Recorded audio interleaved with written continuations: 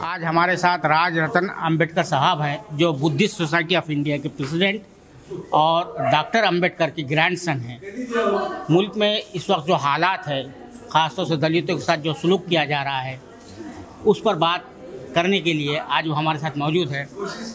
राज रतन साहब, आपका हमारे प्रोग्राम में इस्तकबाल है। Thank you. आप ये बताइए कि आज इस वक्त जो दलितों की जो सूरत हाल है, उसको आप किस तरह असेस करते हैं? देखिए, सिर्फ दलित ही नहीं, इस देश का मुस्लिम हो, सिख हो, और मैं तो कहूँगा आज देखो किसान है, विद्यार्थी है, बेरोजगार है, ये सारे लोग सताए जा रहे हैं।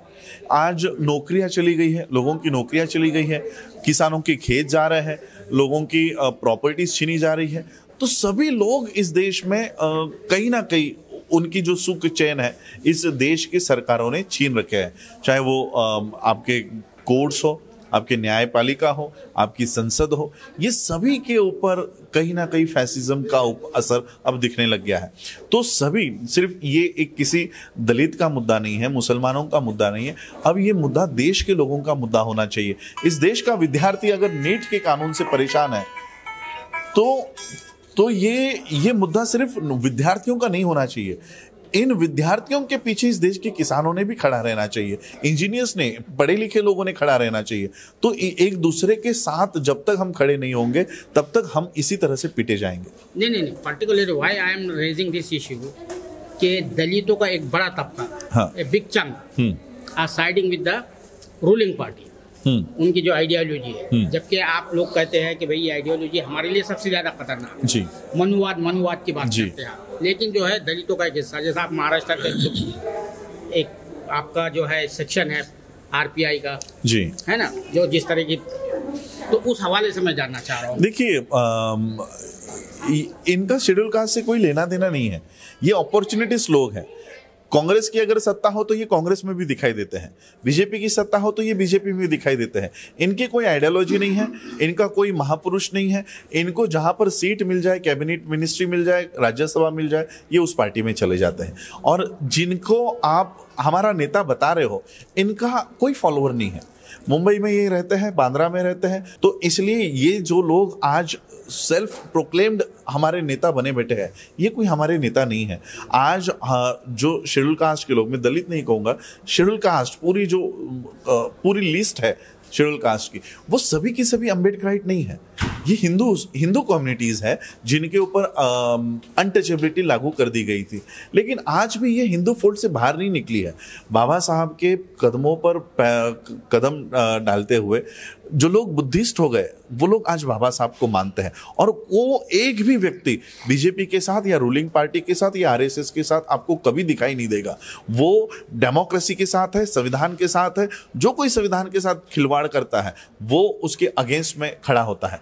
जो आप 2 अप्रैल में आप लोगों ने मंजर देखा होगा, ये वो सही में अम्बेडकराइट लोग हैं जो संविधान के एक पन्ने को भी अगर जलाया जाता है तो भारत बंद करने की ताकत रखता है। ये लोग हैं, वो लोगों का रिप्रेजेंटेशन राज्यसभा में बैठे हुए लोग नहीं कर रहे, इनका कोई रिप्रेजेंटेशन नहीं है, मैं तो ये कहूँगा। और इसलिए हम सभी इन जो लोग हैं जिनको कोई आवाज़ नहीं है, ना संसद में इनकी आवाज़ है, ना कोर्ट में इनकी आवाज़ है, ना मीडिया में इनकी कोई आवाज़ है, ऐसे लोगों को इकट्ठा करके हम इन ताकतों के अगेंस्ट में खड़े रहेंगे।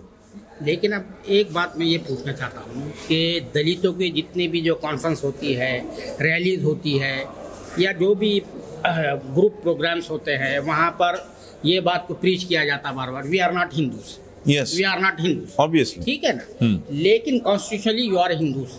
तो इस पर जो है ये जो कंट्राडिक्शन है, व्हाई यू आर नॉट? नहीं, हम लोगों ने तो जो कॉन्स्टिट्यूशनली हिंदू बता रहे हैं, हम तो धर्मांतरण के फॉर्म भरा रहे हैं, लोगों को एफिडेविट करवा रहे हैं कि हम अभी हिंदू नहीं हैं। तो ये मुहिम हम लोग छेड़ रहे हैं, हम लोगों ने ये शुरू कर दी है।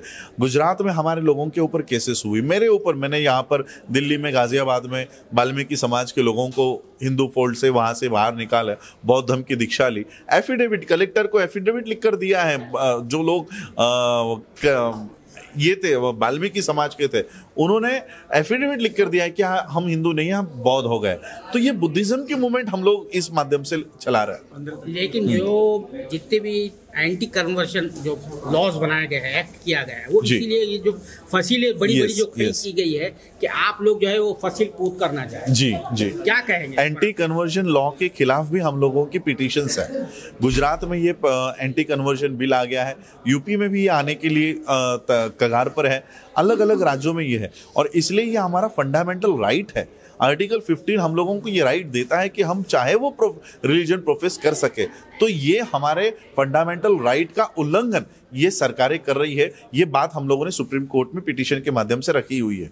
अच्छा, आपने बीच में इशू रेज किया था बाबरी मस्जिद केस के हवाले से कि that was the place of Buddhist place, worship place है वो जी, जो अब यहाँ पे साकेत का, हाँ। साकेत का जो है, तो वो केस जो है आपका सुप्रीम कोर्ट भी गए थे, क्या है वो नहीं, हमने वो ये मुद्दा नहीं रखा था क्योंकि ऑलरेडी उसके ऊपर वर्डिक्ट आ गई है।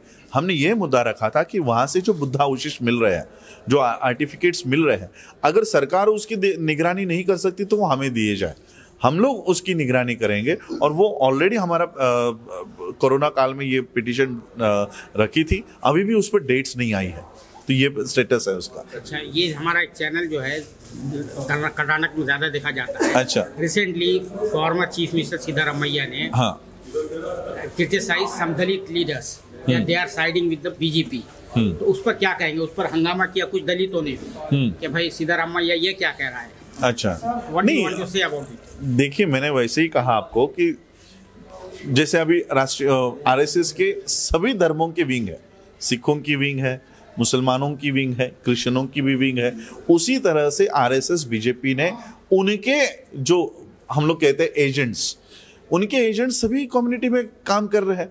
इसका मतलब ये नहीं कि पूरी कम्युनिटी बीजेपी के साथ है या आरएसएस के साथ है। आज इस देश में बीजेपी आरएसएस को अगर कोई करारा जवाब दे रहा है, मुस्लिम्स दे रहे हैं, शेड्यूल कास्ट के लोग जो बाबा साहब को मानते हैं ये दे रहे हैं, ये रास्तों पर आकर इन लोगों का विरोध कर रहे हैं। तो पूरी कम्युनिटी, एक व्यक्ति की वजह से पूरी कम्युनिटी को दोष हम नहीं दे सकते। लास्ट बट लीस्ट जो क्वेश्चन है मेरा, जो लेटरल एंट्री से जो अभी जो 31 या 32 persons have been inducted in the top post, what do you want to say about it? देखिए, इन्होंने पूरी तरह से सर्विस कमीशन ये सब खत्म कर दिया। ये मनुस्मृति की पहल है। Without any examination, without any interview ये आईएएस बनेंगे, ये चीफ सेक्रेटरीज बनेंगे गवर्नमेंट में। जहां पर हमारे बच्चे 10-10, 15-15 साल पढ़ाई करके उस पोस्ट पे जा रहे थे, उन्होंने वो सिस्टम खत्म कर दी और डायरेक्टली ब्राह्मणों को यहाँ पर एंट्री करवा रहे हैं। तो ये मनुस्मृति को फिर से जिंदा करने की पहल इस देश में चल रही है। तो आप इसको किस तरह से रेजिस्ट करेंगे? हम लोग इसका रेजिस्टेंस कर ही रहे हैं कि इस देश में अगर वोट की ताकत को सही इस्तेमाल किया जाए तो ये जो लोग मनुस्मृति को फिर से रिवाइव कर रहे हैं, ये बहुत पीछे चले जाएंगे अगर हम अपनी वोट की ताकत को सही से इस्तेमाल कर सकें। ये थे हमारे डॉक्टर राजरतन साहब। इनका ये कहना है कि दलितों का एक सेगमेंट जो है सिर्फ बीजेपी के साथ है, अदरवाइज जो दलितों को जो मेन स्ट्रीम है वो बीजेपी के साथ नहीं है, वो पूरे फुल फोर्स के साथ रेजिस्ट कर रहा है और अपना जो आइडेंटिटी है उसको असर्ट करने की कोशिश कर रहा है।